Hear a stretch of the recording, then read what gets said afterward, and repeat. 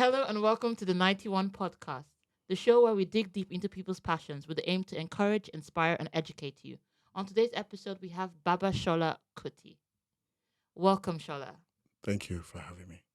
Shola, I was doing some research on you online and I Yeah. found out a big secret.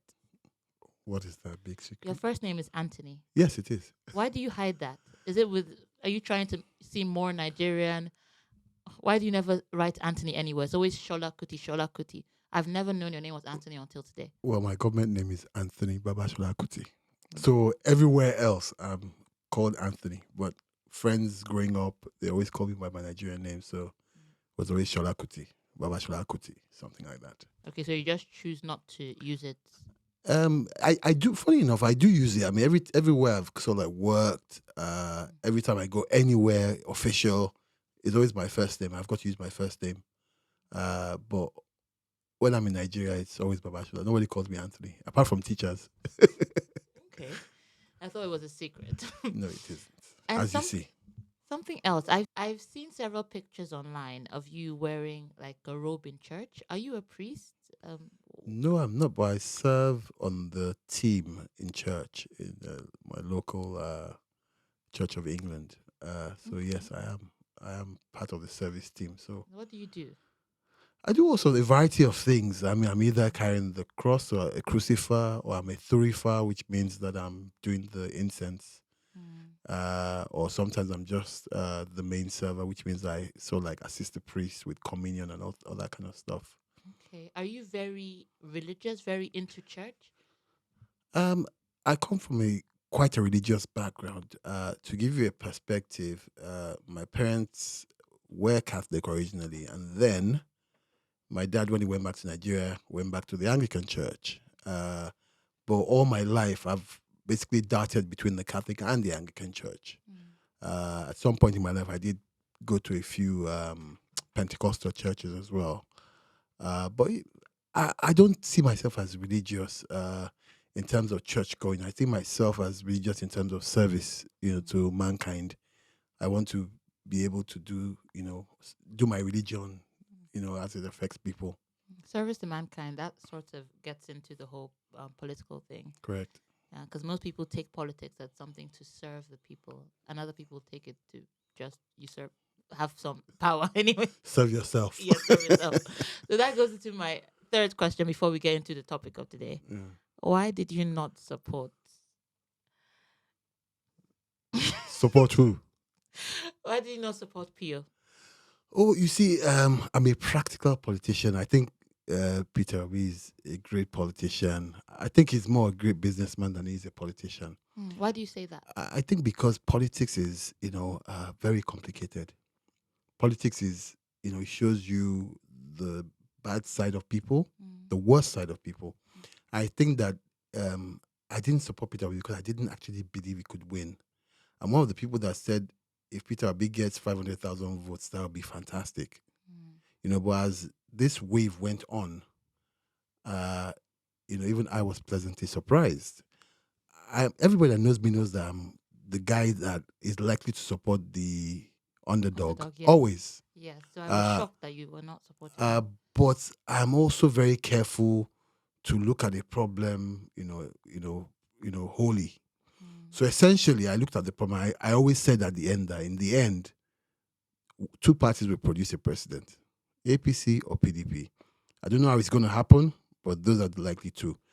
Because in order to become president of Nigeria, you not only need to win the majority of votes, you also need to satisfy a requirement to get 25%, at least two-thirds of the states.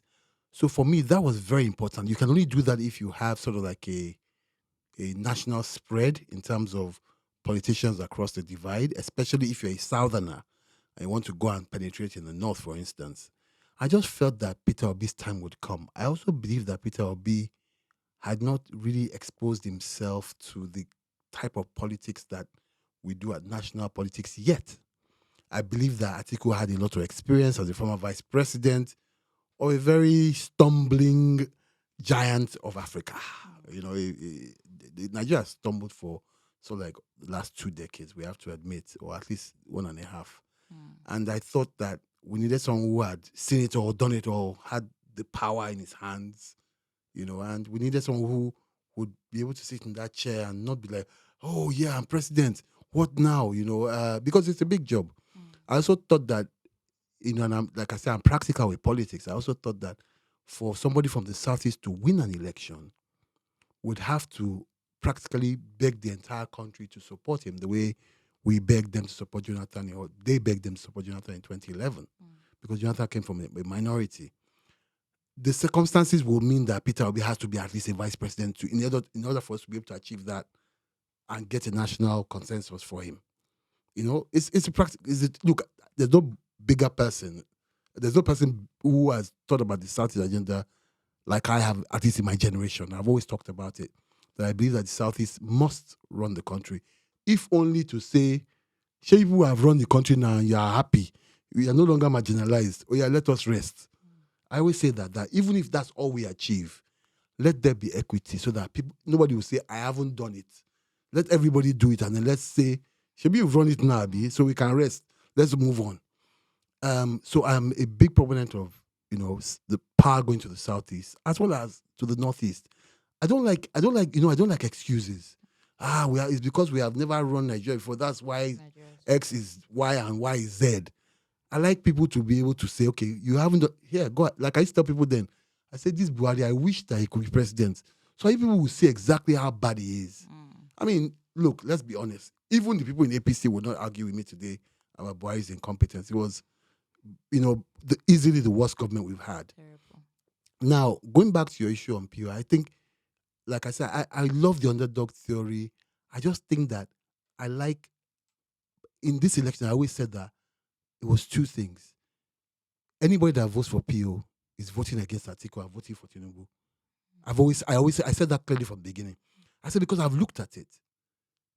Tinubu is not going to get any new votes from the Southeast, and if the Southeast had a choice, they will vote for Atiku or Peter Obi. Now, if Peter Obi is not in the race, they will lean to Atiku. They won't go to Tinubu. But the minute Peter Obi is in the race, not only Southeast, a lot of young people will lean towards him. This is not to take away, from what he's done. I think what I've seen is an incredible, incredible race. I think this is something that is so encouraging. But again, the problem is that it's also very centered around the personality of Peter Obi. It isn't like these people are going to come together and say, well, Peter Obi is done now. He's not contesting. Let us look for another person to rally around. They will never agree on it. There's something you said. You said he's a good businessman, not a good politician. Yeah. And that brings me to another question. What actually makes a good politician? I think a good politician must be able to see beyond opportunity. So essentially, a good politician must be able to say, I am not going to win this election. Or there is a chance I will not win this election. But if I do this or team up with this person, we will definitely win the election. You and I know that in 2019, for instance, Atiku and Obi won the election without everybody know, without a shadow of a doubt. And that was with strongman Buhari, who has this core northern followership. Now in 2023, it was also more than likely that if that ticket had come again, it would have been declared, they would have defeated Tinubu hands down. But here's where a good politician and a good businessman are different. A good businessman sees opportunity and he sees possibility. A politician will see opportunity, possibility, but he will also see reality. And it's that reality that I think both Atiku and Obi missed in this last election. Because I'm not going to put the blame on Obi's doorstep alone. I'm going to put the blame on Atiku's doorstep for not seeing that he was being booby-trapped as well. You know what I mean? It was a booby trap, and both people fell for it. So basically, you guys are strong together, but they say you go on your own, and you do it, and obviously you're weak. What are the main characteristics of a politician? Good politician or just a politician? Of a good politician. I think a good politician must be someone who wants to really serve the people, who cares about the people. I think that a good politician must be someone who is decent enough to be honest about issues.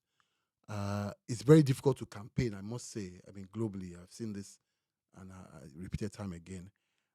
that people make promises that they can't keep. You know you're not going to be able to keep that promise, but you're going to make a semblance of a promise that, oh, I'm going to fix 25 roads in this local government and in the next 3 years. But you know you're only going to fix three. The idea is that you're going to try and fix 25, but you know that you can't possibly do it because there's no funding. But you still make these promises to make everybody happy. Because but the point is that a good politician must be able to be decent in his campaigns, decent in his political life. I think a good politician must really be someone who is also in tune with reality. I think that's what the problem Nigeria has had. As a politician, you must know the price of bread. You must know the price of eggs. You must know the price of petrol, kerosene, kunu, whatever it is that people, the everyday man, has to access. Because if you are out of touch with it, I think this is what has really held us back down with our leaders. They're so out of touch. If you call all 26 governors or whatever we have, and you ask them what's the price of a loaf of bread, I bet you none of them knows. So if you do not know the price of a loaf of bread, how then do you know if your staff can afford it? Because, and then if you also ask them how much they pay their staff, you find out that their staff are still poorly paid, and they survive on basically gifts and visitors coming and giving them tips. And the point I'm trying to make is that we need to reset our reality as politicians. We need to be able to look at what is on the ground. Essentially, how much are we getting paid? How much are our staff getting paid? Can they live? Can the governors, can they live on their salary? Let's be honest. Can they fuel all those cars on their salaries? Can they have all these family members, people hangers on their salary? The truth is that they can't. So in Nigeria, everybody is running on autopilot. Everybody is just basically doing what they can to survive. So it's like a squabble, really. Everybody's like, is it free for all?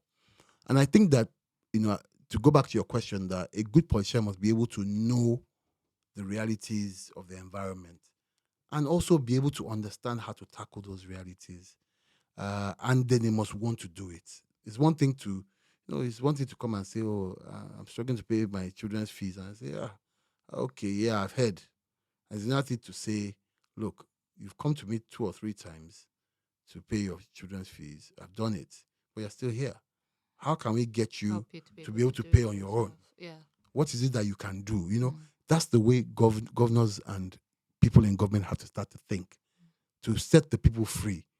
The reason why they don't do this is also because they want to keep the people imprisoned, socially imprisoned. So essentially, they want to keep you down so that they can continue to manipulate you during election time. And I think that also is a big mistake, because then we're building a very dangerous society. There's this common belief that for you to be a politician, especially in Nigeria, you have to be, you can't be a person with a good conscience. Yeah, you have to be ruthless. You have to either be doing bribes here and there. You have to, even some people, maybe you have to use juju or something. Yeah, you can't be a person with a good conscience. Is this true? Or is it just people, I think largely I'd say yes, it is true. Oh, okay. Even the greatest politician will tell you, even the best politician will tell you, even the most decent politician will tell you that you've had to bribe people to get by. So nobody is actually clean. Oh, you have to get dirty to be a politician. Nobody's clean. Look, it's the honest truth. Look, sometimes when you're in an environment where, so for instance, let me give you an example.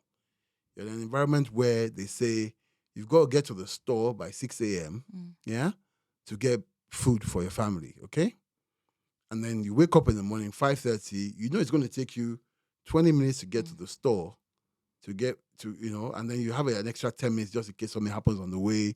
So you plan your journey, you go on this journey, get to the store at 10 minutes to 6, and you find out that some other people have already taken all the food. What are you going to do tomorrow? Are you going to wait till 5:30? No, you're going to leave earlier. You're going to probably find out, oh, so how did they get the food first? Oh, they came here at 4. Okay, no problem. You're going to wake up at 3:30, get there by 4, and then you're going to do exactly. Because at the end of the day, if you go on that journey 10 times, the way you have done the first time, you'll get nothing. Yeah. So most politicians actually set out to go about it. They believe they can win an election. Let's go and do it fairly. But then there's that. I always tell people everybody has to rig. Hmm. So when people say somebody is rigging, I say no, we are all rigging. Hmm. Sometimes you're not rigging because you didn't win. You're rigging because you've won, but they are rigging you out. So you rig back. So you have to rig back to just maintain your distance. Rig me, I rig you. You know, and is this, a decent society cannot thrive in such an environment where, and sometimes because it's become such a culture, even when you're not being rigged out, you still want to rig just in case. You don't want to hear. In case a rigging You comes don't. You out. don't want to. Look at these elections. I mean, just imagine the effrontery that people were. INEC had not uploaded results, and people were celebrating the. I mean, as at the day they announced the election, there are only 25% of results on the portal. So where was INEC getting results from? And then some of the results were people's faces. Some of them were cancelled out shamelessly. You know, now you tell me, if you were participating in an election tomorrow, would you not be thinking, well, if INEC is going to turn off the server, let me be the person that benefits from it. Yeah. So as they are cancelling their own results, you are cancelling your own. Hmm. You don't know how much they're cancelling You don't by, know what happens. So but you don't, and this is how the system continues to Is this the decline. same everywhere else, or is it just in Nigeria that politicians have to be dirty? Are politicians also dirty in countries like America or the UK? Do you know this is a really good question? And honestly, I do believe in my heart that a lot of nonsense goes on in politics even here. Because, I mean, look, have you ever gone to vote here? You just walk in, 3 old ladies there with a pencil, not even biro or pencil. You just mark your thing with a pencil and There go. you go. Do you know if they erase that thing or they throw it away and put another one? You don't know. No, never. So heard of it. I believe that by and large, the process is fair because it assumes that people will do the right thing. Yes. And if somebody doesn't do the right thing and is caught, then there are big, massive penalties. But no one is looking out to catch anybody because they're just so they're assuming. So there might be some little bits and pieces. I mean, if you go and do a Google search, you probably find that we know about what happened during the Trump election with America, people trying to load votes and all that. So we know that it happens in America. I mean, that is clear. So it means that no democracy technically in the world is free from manipulation. And that's the honest truth. But it's just how you go about it. Is it brazen? The answer is no. So what are the qualities a politician has to have? Because I was having a conversation with someone and they're talking about, if you're a politician, you have to be ready to turn your conscience off. Like when it comes to you have to bomb this place or bomb that place, or you have to starve people here. You have to be ready to turn off your conscience and not feel those things so you can sleep well at night. So I think the word is maybe being ruthless. You have to be ruthless. I mean, I think you're probably talking about people in leadership. So essentially, like the president now, he can't be a nice guy. Yeah, a governor cannot be a nice guy because when they tell you, oh, the gang of youths that are stealing, people's goods and robbing people and killing people and doing all sorts, as president, you just say to them, go and smoke them out, deal with it. Your instruction is essentially do whatever it takes, shoot at sight. Or sometimes you've heard that from presidents. And the reason is that, to be in a position of leadership is a tough thing everywhere in the world. Because there's always someone that's going to look to embarrass your government. There's always someone that's going to look to undermine your government or make you look like you don't know what you're doing. And the natural reaction from most leaders is to show force. So that the next person will be like, I'm not trying that. But also, it's something that we've seen in Nigeria that's failed time and again. You look at the war on Boko Haram or bandits, and you can see that it's really not gotten anywhere. Every year, the Nigerian Navy smoked 500 people. They threw a bomb somewhere, threw into a village instead. And you keep on asking yourself that, how many innocent people have to die for us to be able to get a resolution? But it also shows that it's not everything is solved by force. And there's a saying, I think from a part of northern Nigeria, that what peace does not solve, war will not solve it. That even when you go and fight a war, you still come back and sit on the negotiating table to agree on how to move forward. So essentially what it says that you can resolve everything peacefully. And you should try to. Because even in the end, even when you fight a war, you still come back and sit down and say, okay, yeah, we won the war. Here's what we want. So, for me, I think that having a conscience is important to any leader. Mm. You want to be affected by pictures you see every morning when you wake up of people being killed, by bandits, or there's an accident and the Nigerian Air Force mistakenly bombs a village instead of a Mm. bandit hideout. You don't want to be like, well, it's part of it, man. It's collateral Oopsie. damage. Mm. Exactly. You Mm. want to be able to have, a sense of responsibility for wrongdoing so that you can do better. Because the idea is basically to improve on whatever has happened and make sure that it doesn't happen again. Mm. Okay, before I go into my next question, Shola, you've been in politics before. So does that mean that you're not a nice guy? And also, have you had to be dirty then? Yes, yes. I mean, look, we have to have these honest conversations. And Mm. yes, I was in politics. Yes, I was not a nice guy. Hmm. I'm the guy that puts the bad guys away, gets rid of them, makes them go away during elections. Mm. So I couldn't have been a nice guy, but I'm also a compassionate guy. So when people ask me what the order is, or should we do this, I'm like, no. The idea is you find them and you put them under lock and key. I didn't say you should go and kill anybody. Mm. It's very important. That's why I say you have to be, careful about where you draw the line. No matter, even if it's a murderer that I'm looking for, Mm. I wouldn't tell the person, just find them and kill them. I'll say, find them and let's bring them to justice. I want to hear what they've done. I want to see that, yes, we do have evidence and we're able to convict this person. And the reason being is that sometimes mistakes are made. Sometimes somebody has given you the false information Mm. and you act on it. And it's only after the fact that you're like, this is not even the person we're looking for. What do you do then?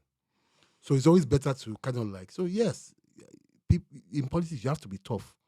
It's a kill or be killed situation, for most. But for some of us, we as young people, we realize that we grew up in, if you've been to a university environment in Nigeria, you know how it is. You are basically running with all sorts of people. Mm. And sometimes you are under threat.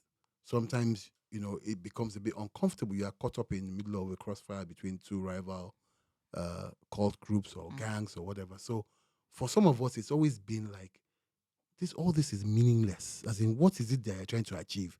So you always looked at it from even in politics, that look, it doesn't make sense for people to be shooting at each other. None of you are contesting this election. Mm. The person that is contesting is sipping cocoa Comfortable somewhere in his house, watching NTA in air conditioning, and you people are here, cutlass, knife, and killing gun, each other. For killing each other. nothing. What is your stake in this? And so that's what we've always preached, that we want a peaceful process, and we try to change the landscape a little bit because, as I said, people are far removed from reality in Nigeria. A lot of politicians. That's why this whole gangster, gangland kind of politics has become very attractive, because who's getting killed? Some guy they never heard of. Mm. But for some of us in the younger generation, we've decided, no, this is not the way to go. It's it's not the way we were brought up, and we don't care whether we know them or not. We don't want to be going to a rally and we'll get attacked, and then we now say, okay, let us go and attack the other people. Yeah, you can defend yourself and run away or whatever, but it isn't to now start looking for reprisal attacks, because then it never ends. So yes, I would say it's a dangerous. People always say that politics is dirty, it's dangerous. Yes, it is right. It is dangerous because sometimes some people will just decide that they don't want you in the game and they will do everything to take you out. But again, it's how you play it as well. You already know, assume the worst. So always make sure that you're protected. You don't tell anybody where you are at any point in time. You change locations. It's hard work. What you just mentioned, not tell anybody where you are, changing locations. Have you ever had to, Oh yeah. Oh, yeah. oh, Oh yeah. Yeah. Sometimes you are in a location 10 days after you've left the location. hmm. So you are talking about the location, but you left 10 days ago. You just have to be careful, I think, because you don't know who is watching. Sometimes it's not, people are not watching you for harm. So it's the story my uncle used to tell me as a kid, because he was a medical doctor, but also got involved in politics. So he used to tell me that I should stop telling people where I'm, when I'm coming back from a journey, when I'm, he said, because it's not like your driver is going to go and plan for you. That most of the time, The driver just goes to the mechanic and says, you know what? My guy is coming back from America tonight. So I want to service the car. So the AC, everything is working. Now, he's telling the mechanic this, but there are 5 other guys in the mechanic's workshop that are listening, who are criminals. And they're like, hang on a minute, this guy coming from the US, probably has dollars. Let's go and they'll find out where does the guy live. They heard the time of the flight. So he always says, don't tell anybody your movement because they may not know when they are talking about it that somebody else is listening that will take advantage of the situation. So it's something that I've imbibed all my life. I do tell people when I'm moving, but only people that need to know. Okay, I want to get into a little how-to guide. Okay. So I want you to give us steps on how to become the president of Nigeria.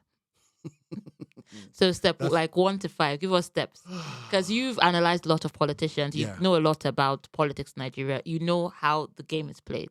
So if I, for example, today wanted to become president of Nigeria, what are the steps I should take to win? Join a political party. Step 1. Step 1. At your ward level.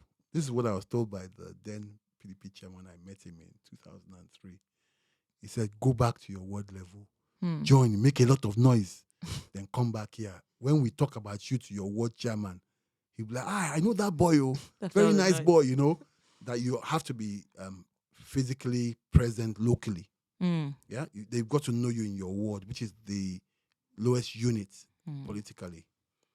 The second thing I'd say also, if you want to be president, is that you've got to then begin to build some sort of political machinery.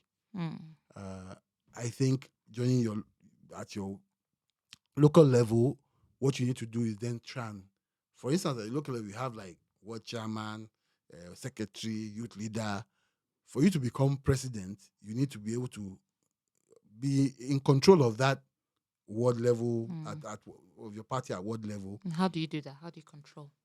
That is difficult because what it means that you would be such a force that you would be at least responsible for getting people elected into those offices. So essentially, your power block must be your ward. You can see in the last election, some people got suspended, like PDP chairman, by people in his ward. I mean, isn't that just laughable? A whole chairman of a party nationally, but some unknown guys in his ward who have no clout were able to suspend him, and the court has held on to that. So from your ward level, I think the next thing would then be to be known at your state level. Again, you must be able to be known at your state level, or maybe your local government level, I beg your pardon. Is this step number 3 or is this 2? No, this is still step number 1. Still 1. Oh, okay. Okay, no, number 2. So step number 1 is register with the political party and then be known at your ward, local government, state level, and be known nationally. You're running for office for president after all. If you're running for local government chairman, I say be known at your local government. It stops there. But because you're going all the way to national, you have to win the nomination of the party across the country. So we've got to basically be known at those levels. It means that you have to be able to have a nice war chest. Because all those things I'm saying, ward chairman, ward secretary, youth leader, it seems like I always tell some of my friends that, the thing that we've lacked as young people is the ability to understand how those things work. Look, a ward chairman, I have probably nominated a ward chairman before. I have done that. I've said to somebody, this is the person that's going to be ward chairman, and that's it. And they will say, okay, they will discuss with the elders, blah, blah. But I've already nominated him, that's it. And it happened. Not because I said so, but because it made sense. But he also asked me for my backing, I gave it to him. So if I have that guy in that seat, it's likely that anything I want to do at my ward level is secure. Okay? It's politics. It's horse trading. What do they call it? Yeah, horse trading. So now you do that at local government, at state level and at national level. So you're known, like I am known within my party at all those levels. It's funny because I was known at national level first, but they said go back to base and start from there again. Yeah. So you do that, and then once you have, at national level, you start to build a political machinery, which is number 3, across those, so like 3 or 4 areas. So you build at your ward level, very easy to do. The ward level is like people in this close Mm. and the next close on the next street. This sounds like it It's requires a lot of finance. well, it depends on what. If you are in Ikoyi, you don't need to buy pure water for your neighbors. But if you are in Alimosho or Oshodi, Mm. it's likely that you will need to finance some of your meetings and stuff. But it's not expensive. I keep on saying to young people that if you want to really change politics, you must go down to that ward level and actually, if you don't want to be ward chairman, put somebody there that wants to be. Mm. Choose somebody, your cousin, your friend, somebody that is decent enough to be able to do that job. It's not a paid job, so nobody's fighting for it. But most of the people that they put there are just lackeys. They will go collect patents and do whatever they're told. Mm. You need to put people there that will think responsibly and act responsibly. So I think that it isn't that expensive, but you need to start from the very base. Because if you start from the base, for instance, then if we all start from the base to our ward levels, then we can combine at local government to put decent lots of people in local government level. Then we can combine at local government level to put somebody in the states Mm. or officers in the state level. And then you now see a different, complexion to the political dynamics. So I think once you've done that, then you start building your national spread because you're going to have to win votes from every single state. Mhm. That's within your party. This is not the main election yet. So you're going to have to win votes from delegates from, every single state across the country. So you've got to build so have 5 or 10 people who are working for you in each state, Mhm. Either paid or unpaid, who also have clout like you and can then drive your purpose forward. So once you get the nomination of your party, then the big one is here. Mm. Luckily, if you get the nomination of your party, you get support from governors who are already existing in the party and other people, businessmen who support the party. They say, yes, we like you, want you to be president. Then you get that. Then you've got to do nationwide campaign, and then try and win the elections. I think basically that's it. But it sounds so easy. Yes, I was going to say that. It But sounds too everything I've easy. said now will probably take at least 2 or 3 decades. I mean, you look at someone like Tinubu. How long has he been 2 or 3 decades. thinking of Wow. being president? Wow. Think about it. Probably since 1999. Yes, when he first became governor, because already a senator before that, then he became governor. And he probably thought, I'm going to achieve what Awolowo and MKO never did. So his single ambition since 1999 or before that, but let's just start with 1999, has been to be president. And he has worked hard at it. So it'll take someone 30 years to be able to. Yes. But then on the flip side of that, there's the Peter Obi, Mm. who dared. But Peter Obi is very deliberate. I mean, people think, people just like PO. But Peter Obi he's been doing the right things for the last 10 years. Mm. Going on those, what's that thing that he goes to every year? The platform. To go and sell I have 1 wristwatch, I have 2 pairs of shoes, and sell his message. He's been doing that for a decade, at least 5 years. Peter Obi goes everywhere he's invited to. Okay? So Peter Obi is not your average politician, big man. You can walk up to him. I flew back with Daddy, by the way, to London. I think he brought his kids here, and I walked up to him and shook his hand. That's not your average Nigerian politician. Mm. These guys they're not like anything you've seen before.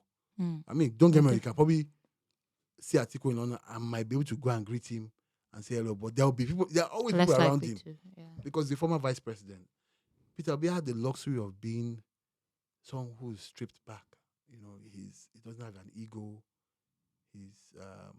He's easy to talk to. He's easy to approach. And people didn't see that as something that Nigerians love because I was confused. Mm. In one breath, you see the loud Southeastern guys throwing money in the air and people praising that stuff, Mm-hmm. And then the same people are saying, "Oh, we like PO, he doesn't spend money," and I'm like, I'm so confused. But people didn't see the danger in what Peter Obi represented. Mm. I mean, it's a good danger. I like people who are stripped back, who are humble. Peter Obi was like, like an Obama. Obama was a president, but he was still approachable. Mm. People saw him, shook him. He was eating something somewhere. He was always, And it is a political gimmick at the end of the day. I wrote the script. Hmm. you So know you what don't think what he's doing is real? It's not real. It's a political gimmick at the end of the day. But not many people can do it. Not many people can put themselves in that position of somebody just walking up to you and slapping you. You know what I Mm. mean? That's what you're doing. Yeah. Because many of our politicians are scared of their own shadow. Because I don't know whether it's because they think they haven't done well or because they just have a fear of Nigerians. Mm. And I think that Peter Obi didn't care. He didn't care for his own safety. He didn't think about it too much. Okay, let me give you another example. This man walks up to the IDP camp in Benue, donates 4 million or 2 million. People are like, rubbish, 2 million there. Somebody else goes there, donates 50 million. Who gets the votes? The one, 50. no, the one that does the form, we got the votes in Benue. Do you understand? Again, define logic, Nigerian logic as it is, because we always believe that Nigeria money talks and everything else works. But again, I'm just trying to show you that what Peter B has done has never been done before. Yeah. I'm a great admirer of people who, confuse everybody. As in, he's confused everybody. Even he himself wasn't confused. I'm sure it's like, what has gone on here? What is going on? Is this really true? Can he sustain it? Can Nigeria sustain it? The answer is probably no, unfortunately. Because it has taken an unrealistic belief. Okay? That kind of like Peter B is a god. Capital G. Yeah? Capital G, I said. To many people. They don't look at him as a human being.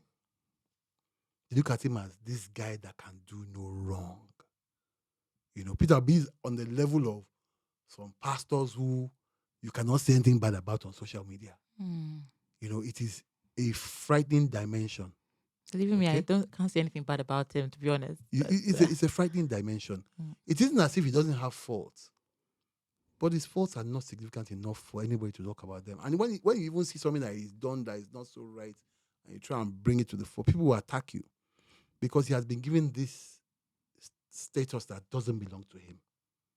No politician should ever be treated like that in a modern democracy.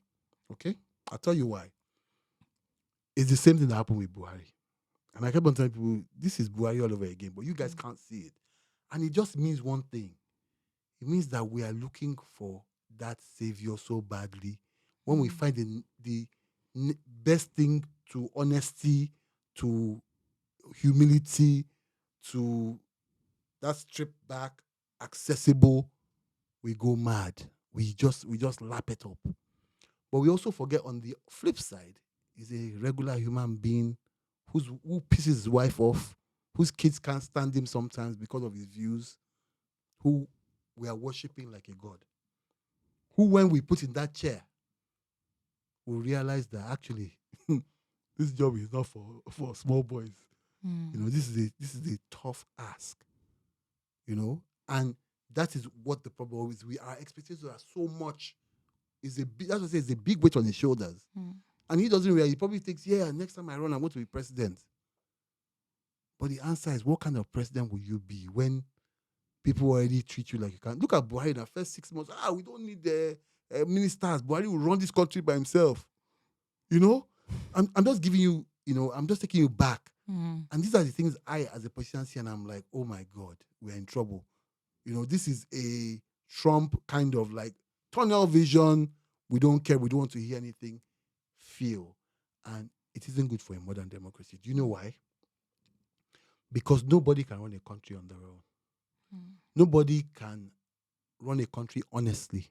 No country. I'm not talking about Nigeria now. Nobody can run a country decently. Nobody.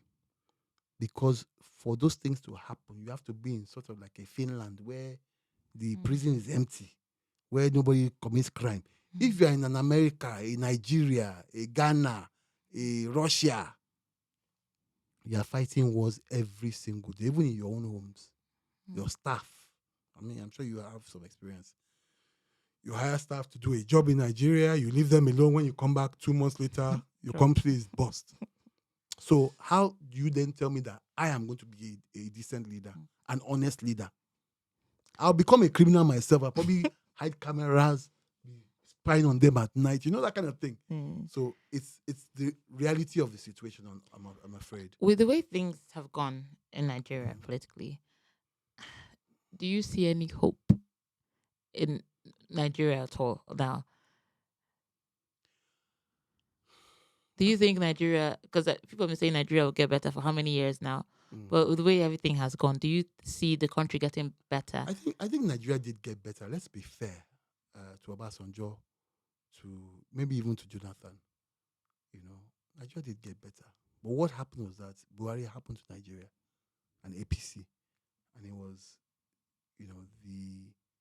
the worst kind of calamity that can befall a nation. It was like a plague. Do you think we can ever get back from? I think the only way is up from where we are right now. I believe so, honestly. I think even if you put a 2-year-old in that chair today, 2-year-old, I think they would do a better job than the last man did. I say that without, apologies. Because honestly, what did they turn to Nigeria into? It became a joke, from people sharing money on the streets to building rice pyramids that are no longer there, to all sorts of, and all this we had to endure when we even complained. Look at how we were treated. I mean, like, a 2-year-old will do better than these guys. And I think that Tinubu has a rare opportunity to write them in goal, because you know what? Whose track record is he competing against? Buhari. It's a no-brainer. Tinubu will win. I can tell you for free. And he will win big, because Buhari was absolutely not a non-starter. That's true. And it doesn't mean that we will have the Nigeria that we want. But I always say to people, the problem in Nigeria, we're always in a hurry for Nigeria to become like the UK. But what we need to do is constantly improve. Obasanjo was a great improvement.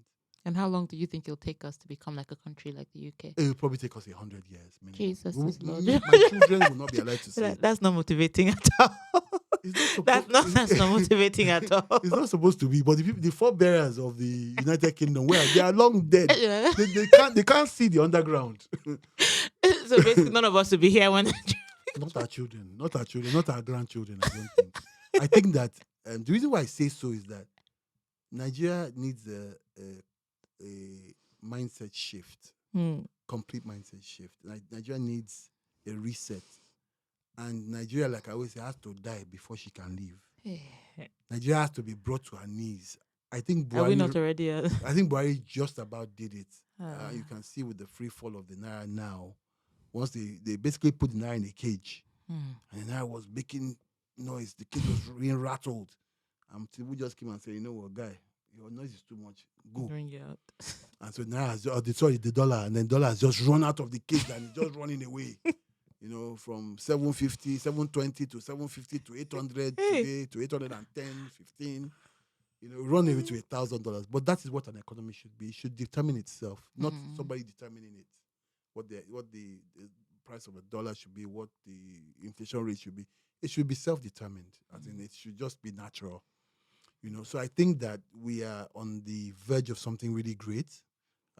Please don't get me wrong, I am not a Tinubu supporter.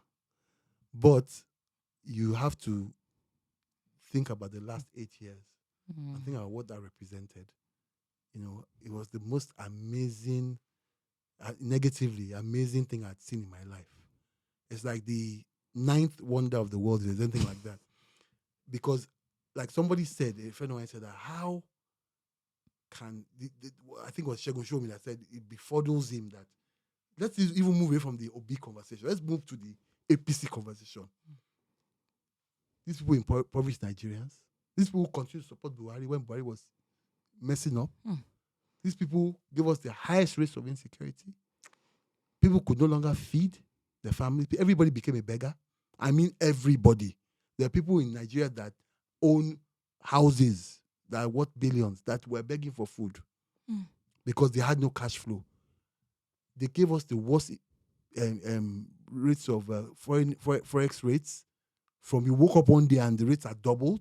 So essentially, people that had credit, what do they call that thing? When a foreign company gives you credit. So a company gives you credit, says take 500 cars on credit, $100 million. You wake up the next day and you are owing the guy 200 million. You wake up the next day, you're owing 500 million. Do you understand? So it means you have to sell your cars at 2.5 times the price. And nobody is buying, even at the 200 million. You know, and that wrecked a lot of businesses. I mean, and this guy still came back and won an election. I mean, that's something that needs to be discussed. That some people still woke up and went to vote for. You didn't know. Even if it's 5 people, I will say, please go and call the 5. I want to ask them some questions. Are you people normal? But it just goes to show you what a democracy really should be. It is something that should confuse us because it doesn't work like we want it to work. But it's also something that we should be able to correct. And I think that, you know, Tinubu will do well because Tinubu has always had a team of people around him. The Wale Eduns, the new Ribadus, the Cardosos, and all sorts of other silent gems that operate in the background. And he's always had these people around him for the last 20 years, 25 years. So before we round up, I'm just going to ask you 3 random questions. Okay. Okay. Should I shoot? Yeah, shoot. Question number 1. Why don't you live in Nigeria when you're so passionate about Nigeria? I've done that. I think I always said that I would live in Nigeria for as long as I could. But as I got older, there was a need for me to also step back. I did the Nigerian thing for 14 years. I think at some point I was traveling 5 times a year when my mom was ill, and then after a while, when she died, I stopped coming to the UK. So for like 5-6 years, I didn't even go anywhere. I think I only went to Ghana or something once. So yeah, I've done the Nigerian thing. I think that I'm passionate about Nigeria. I still enjoy it when I go back to Nigeria. But there comes a time in your life when you must sort of like change your own strategy. And I think my strategy is that I want to live long. You don't want Nigeria to kill you. Someone once said there's no need. You know, other country, you die for America, die for this country. You don't need to die for Nigeria. Nigeria will kill you. Exactly. I don't want to die young. I want to, because you see, my dad, when he retired from the University of Lagos, was really struggling with his health. And I was the one that just woke up one day and said, you know what, enough is enough. You've got to move back, to the UK and live. So he moved in and stayed with me for about a few months till he got his own place. And my dad is 87 now. Wow. Now, my dad still goes to Waitrose, Tesco's by himself on the bus at 87. I want to live that life. I want to be able to live a healthy life as an adult, as an aged person. Nigeria will take so much from you. Yes. If my dad had been starting generators and shouting every day, pump water, do this one, change over, it's just too much. I think the basic things in Nigeria have to be fixed, before people can actually enjoy living there. Because even the people that my friends will always tell me, we are not going anywhere. This is where we are going to die. I always catch that. I say, well, your child is schooling abroad. Your child has been schooling abroad for the last 15 years. I say, me too, I can stay in Nigeria and soldier it. But my children will be abroad. I say, you're not patriotic. If you are patriotic, your children will be good schools, good universities in Nigeria. Let them go to those universities. What are they schooling abroad for? And those are people that are very well to do. So you know that we have problems, genuine problems. And I, for one, I spent quite a bit of time. I spent the last sort of like this year, I spent, I think, about 3 months in Nigeria. I'd like to be able to do that, spend 6 months in Nigeria, 6 months here. But it would, be under certain conditions. When I'm in Nigeria, I live like a king. I don't even have the life I in Nigeria. I don't have that life here. I have people waiting hand and foot. I don't have to do anything. I just wake up and get in my car and go out, come back. Everything is done. And that life is nice. But also it has attendant problems. You have to make sure you have diesel in the house. You have to make sure you have even water, ordinary water that we don't open tap here. So, it's difficult for you to, want to live in that environment. Question number 2. What's your greatest accomplishment? Greatest accomplishment. That's a good one. What is it? I think, to be honest, what makes me proud, to be Babasola Kuti, I think it's probably, my greatest accomplishment is probably like the stuff I do with children. Mm. I think that's my greatest. Children, like, always just had a passion for children, helping children. In the past, I used to even fundraise for kids on social media. Now, thank God, I've been slightly blessed. So I do a lot of stuff quietly. I'm mentoring. I'm also, educating. Just doing little things in my own little corner. Not a lot, but little things. And I'm happy that, God has really put that in my heart, that this is what my calling is, to really be there for, the young kids who perhaps don't have the opportunities that I had.